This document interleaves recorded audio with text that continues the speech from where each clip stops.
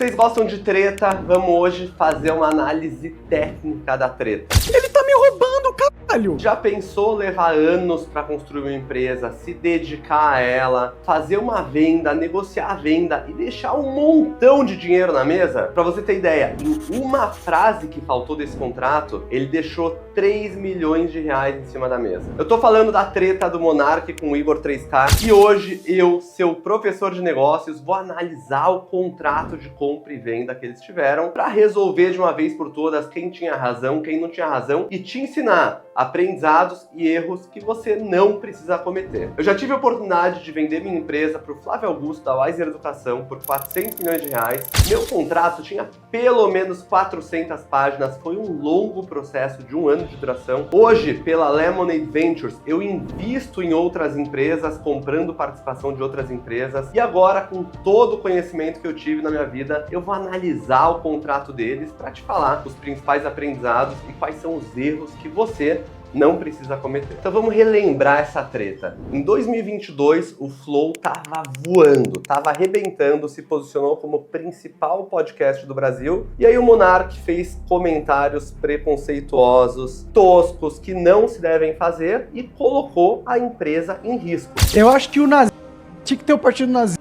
Acho que não. Reconhecido Lembra, pela liberdade. Tudo aquilo que eles estavam construindo degrau por degrau estava indo por água abaixo, a empresa sendo cancelada e ia ao zero. Naquele momento, o Igor 3K tinha que tomar uma decisão e entrou numa conversa com o Monark na tentativa de salvar a empresa, que estava numa crise de imagem absurda. E a tentativa foi: vamos retirar o Monark, que falou as frases preconceituosas. O Igor 3K não concordava com aquilo que foi dito, inclusive, falou disso publicamente. E nessa retirada, eles talvez conseguiriam salvar a empresa. Para mim, essa é a primeira coisa que chama atenção. Mesmo depois de falar muita besteira, o moleque do Monark ainda conseguiu uma saída pela porta da frente. Aquilo que valia muito e da noite pro dia poderia ter valido zero, ele ainda conseguiu gerar um valor daquilo, que foi uma negociação de venda da participação dele de aproximadamente 49% das ações da empresa por 10 milhões de reais. O Igor 3K, na minha opinião, foi legal demais com ele. O cara fundou a empresa e ainda ele salvando a empresa, pegou uma dívida de 10 milhões de reais para ser pago muitas vezes, depois eu vou falar mais sobre isso, para pagar o Monark. E aí começou a se rolar uma treta, porque nesse momento o Flow parou de pagar as parcelas. E aí o que ele fez? Decidiu jogar o contrato nas redes para provar que tinha razão. Mas o que ele provou? Que mais uma vez era um grande moleque. Vamos ver isso aqui em detalhe. Primeira coisa que chama muita atenção do contrato é que é um contrato de 4 páginas. Para você ter ideia, quando eu vendi minha empresa, o contrato tinha mais ou menos 400 páginas. Você tem que imaginar tudo aquilo que pode acontecer, pode não acontecer, mas ainda assim eu não julgo por ser 4 páginas. Por quê? Porque eles estavam num momento de crise. Eles precisavam resolver aquela situação da noite pro dia. Não tinha tempo para ficar discutindo pelo em ovo, não tinha tempo para ficar discutindo pequenas coisas. Esse é um dos grandes aprendizados que eu tive sobre negociação com o próprio Flávio Augusto. Muitas vezes você não precisa acertar o bumbum da mosca.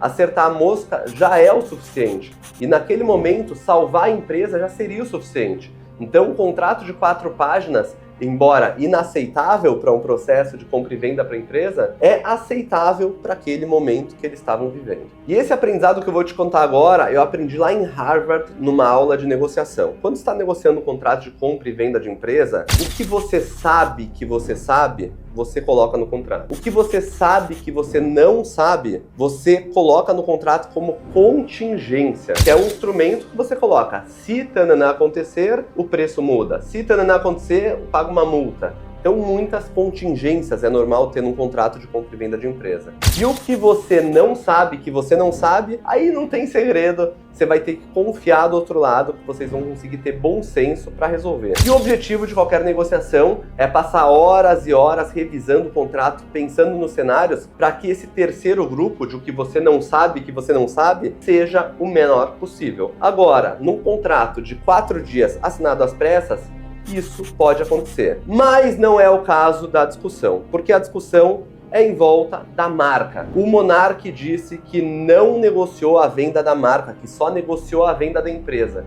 E por isso ele não iria passar os ativos de marca para o Flow, para o Igor. Mas isso tem sim, claro, especificado no contrato, na cláusula 1.2, que eu vou ler para você e vou colocar na tela para você ver também. O presente negócio jurídico corresponde também aos seguintes bens: 1. O ativo imobilizado. 2. As marcas e patentes. 3. Todo o know-how, especificações, desenhos e outros elementos que vinculem a empresa e o desempenho do seu objeto social. Ou seja, a marca está especificada de forma muito clara como um objeto vendido naquele momento. E a partir disso, sim, o Monark deveria ter passado todos os registros de marca e tudo que ele tem sobre a marca para a posse do Flow naquele momento. O que não aconteceu, por isso as parcelas deixaram de ser pagas. E se alguém aqui tem razão ou não, quem tem razão, mais uma vez, é o Igor 3K e não o moleque do Monark. A treta principal rolou por causa da marca, mas já que o cara publicou o contrato, eu aproveitei para ler tudo e eu achei mais uma coisa absurda que aconteceu naquele momento, um erro gigantesco do Monark que você, empreendedor, não precisa cometer em nenhum contrato que você assinar na tua vida. A venda da participação dele vai ser paga em 200 parcelas de R$50 mil, totalizando R$10 milhões.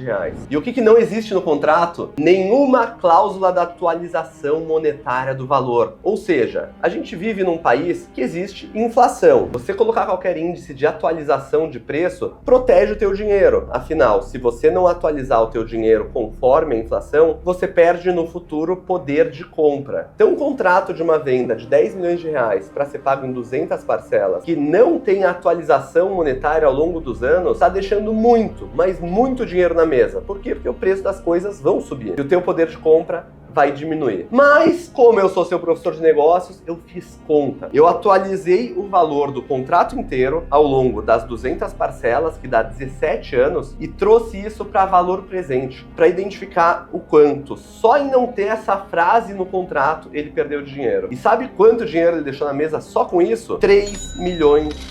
Era só ter colocado algum índice de inflação, IPCA, IGPM, inflação do Brasil, seja o que for, mas colocou muito dinheiro na mesa. Então, dos R$10 milhões, ele deve ter pago mais ou menos R$2 milhões em imposto, R$3 milhões ele perdeu pela não atualização da inflação, sobrou uns 5. Mas como ele não passou a marca, ele perdeu mais dinheiro ainda, porque eles pararam de pagar e agora tem uma nova treta rolando. E não só isso, ele pode muito bem ser processado por ter exposto esse contrato de forma pública, senão eu não estaria aqui falando com vocês. Ele pode ser processado por danos morais e perder mais dinheiro ainda. Mas no final do dia, é isso que o moleque que fala que o partido nazista deveria existir no Brasil, deveria acontecer. Perder dinheiro mesmo. Dizem por aí que a gente só conhece nossa esposa, nosso marido depois que se separa.